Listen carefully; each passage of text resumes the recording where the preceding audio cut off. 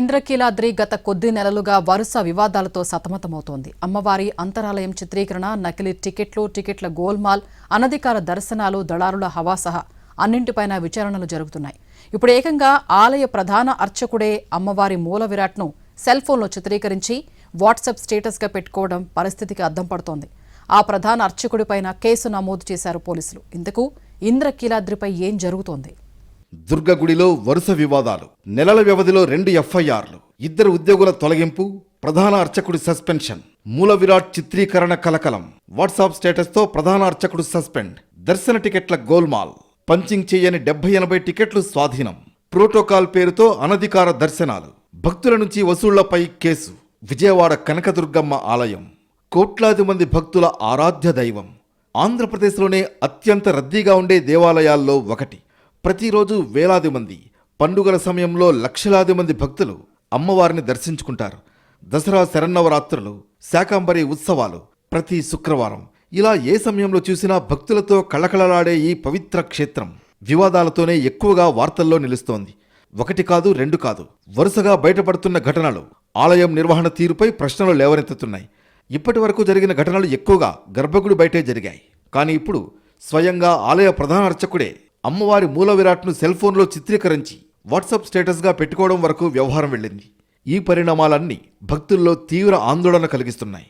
కొద్ది నెలల క్రితం ఓ మహిళా భక్తురాలు అమ్మవారి అంతరాలయాన్ని సెల్ ఫోన్లో చిత్రీకరించి సోషల్ మీడియాలో పోస్టు చేయడం తీవ్ర వివాదానికి దారితీసింది. ఆలయ నిబంధనల ప్రకారం అంతరాలయంలో ఫోటోలు, వీడియోలు తీయడం నిషేధం. అయినప్పటికీ వీడియో వైరల్ కావడంతో దేవస్థానం ఫిర్యాదు మేరకు 1 టౌన్ పోలీస్ స్టేషన్లో కేసు నమోదైంది. ఇంతకు కట్టుదిట్టమైన భద్రత ఉండే అంతరాలయం వరకు సెల్ ఫోన్ ఎలా చేరింది? విజిలెన్స్ ఏం చేస్తోంది? వీటిపై విచారణ జరుగుతుండగానే 500 ప్రత్యేక దర్శనం టికెట్లలో నకిలీ టికెట్ల వ్యవహారం బయటపడింది. కేసులు నమోదయ్యాయి, చర్యలు కూడా తీసుకున్నారు. కానీ ఆ చర్యలు సరిపోలేదనే విమర్శలు వ్యక్తమవుతున్నాయి. ప్రోటోకాల్ పేరుతో అనధికార దర్శనాలు నిర్వహిస్తున్న మాజీ హోంగార్డ్ చంద్రశేఖర్ను స్వయంగా ఈవో పట్టుకున్నారు. ఒక్కో భక్తుడి నుంచి 500 రూపాయల చొప్పున వసూలు చేస్తూ సుమారు 50 మంది నుంచి 25,000 రూపాయల వరకు తీసుకున్నట్లు గుర్తించారు. ఈవో ఫిర్యాదుతో కేసు నమోదైంది. అనంతరం శాఖాపరమైన చర్యలు తీసుకున్నారు. ఈ ఘటన జరిగి వారం రోజులు కూడా గడవకముందే మరో టికెట్ల గోల్మాల్ బయటపడింది. విధుల్లో ఉన్న 2 అవుట్సోర్సింగ్ ఉద్యోగులు సుమారు 70 నుంచి 80 దర్శన టికెట్లను పంచింగ్ చేయకుండా దాచిపెట్టినట్లు తనిఖీల్లో బయటపడింది. ఈవో ఫిర్యాదుతో మరో ఎఫ్ఐఆర్ నమోదైంది. 2 ఉద్యోగులను విధుల నుంచి తొలగించారు. శాకంబరి ఉత్సవాల సందర్భంగా మరో సంచలన ఘటన వెలుగులోకి వచ్చింది. ఈసారి ఆలయ ప్రధాన అర్చకుడు ఈఎల్ నరసింహరావే వివాదంలో చిక్కుకున్నారు. నైవేద్యం సమయంలో అమ్మవారి మూల విరాట్ను సెల్ ఫోన్లో చిత్రీకరించి ఆ ఫోటోలను వాట్సాప్ స్టేటస్గా పెట్టుకోవడం తీవ్ర విమర్శలకు దారితీసింది. విచారణలో ఆ ఫోటోలు తనకు వేరే వారు పంపితే స్టేటస్ పెట్టుకున్నానని ఆయన చెప్పినట్లు సమాచారం. అనంతరం ఆయన్ను సస్పెండ్ చేశారు. గతంలో సామాన్య భక్తురాలు వీడియో తీసినప్పుడు కేసు నమోదు కాగా ఇప్పుడు ప్రధాన అర్చకుడే ఇలాంటి వివాదంలో చిక్కుకోవడం భక్తులను మరింత కలవరపెడుతోంది.